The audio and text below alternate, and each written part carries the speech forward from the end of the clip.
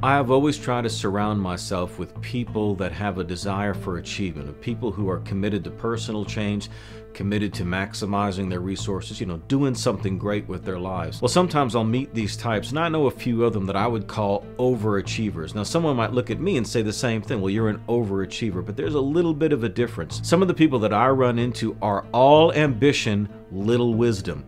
What I mean by that is that they have a tendency to really give themselves from project to project. They move several locations.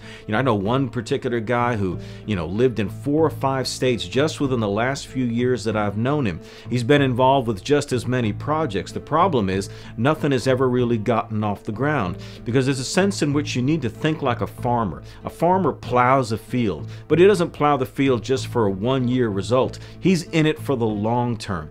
And so he'll plow a field for a few years. If it doesn't produce the results he wants, then he'll switch fields. He doesn't necessarily switch fields all the time because it takes time to really prepare soil. It's not just going to happen in one season.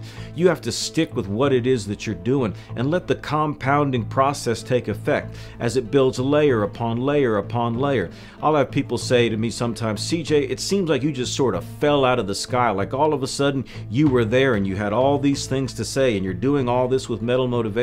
But you know what? I didn't just fall out of the sky. What precedes me is 25 years of doing what I've been doing. I pursued developing my skills, my talents, my abilities. I tried to increase in my knowledge and awareness. I spoke to as many people as would listen. I counseled and coached as many people who would give me the time of day. Man, I had to get up to give me the seat. I'm as much an achiever as anybody else, but I wanted to do it with wisdom.